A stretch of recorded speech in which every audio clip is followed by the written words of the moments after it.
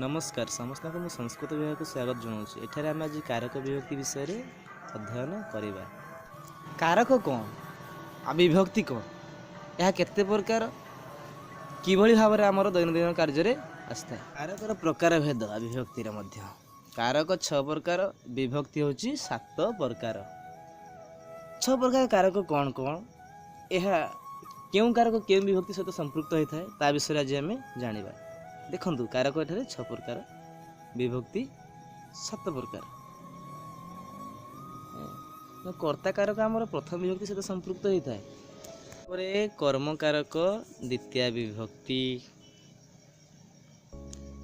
करण कारक तृतीय विभक्ति,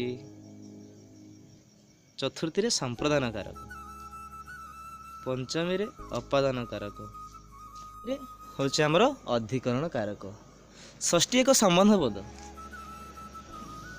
षष्ठी एक संबंध पद, संबोधने षष्ठी बोली आम कही था, शेष षष्ठी बा संबंधे षष्ठी।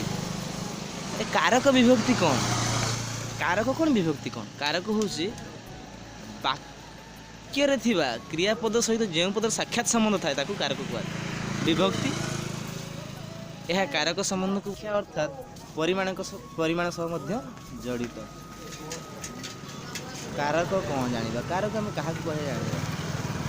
एठा दशरथर पुत्र राम वन को गला, कहार पुत्र गला, दशरथर पुत्र राम वन को गला। जीवा होउसी एक क्रिया, जीवा एक क्रिया, तेणु कहार पुत्र ने दशरथर पुत्र, पुत्र किए राम गला, राम वन को गला। जी साक्षात संबंध थाए क्रिया सहित, अर्थात क्रिया सहित जी प्रत्यक्ष भाव में जड़ित ताको आम कारक कही। तेणु एठारे राम कारक पदवाच्य अटे। सेहीपरि भाव में निम्न रे कारक सहित संबंध जे ताको विभक्ति आम जानी, संख्या परिमाण सह मध्य सी जड़ित। तेणु कारक विभक्ति अतप्रत भाव में जड़ित। आसन देखा ये प्रथम विभक्ति विषय पढ़ा।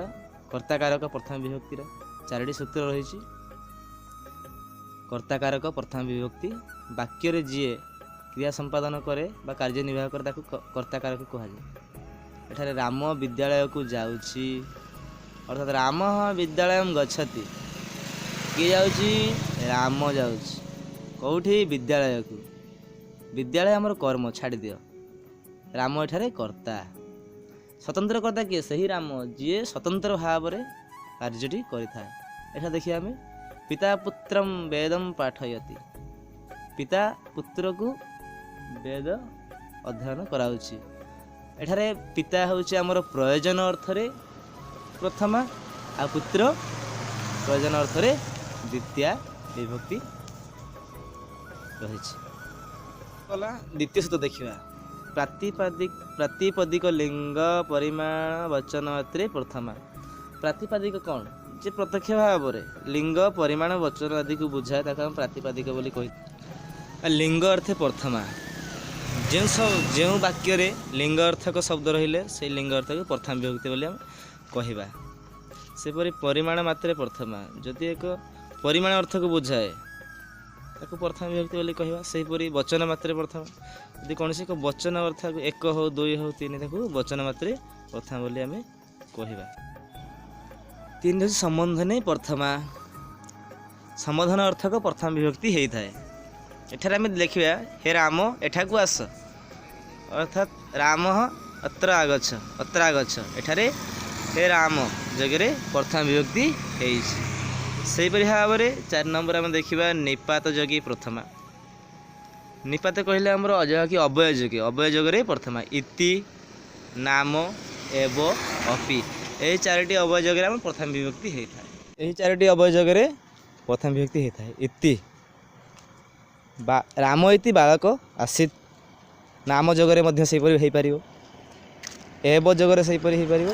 अपि जोगरे मध्य अव्यय आम क्या कहवा, जहाँकि वचन हो क्या परिमाण हो, लिंग हो, जो परिवर्तन हो न थाए ताहा होची अव्यय पद। यह आम विस्तार रूपे परवर्ती विभाग में पढ़ा।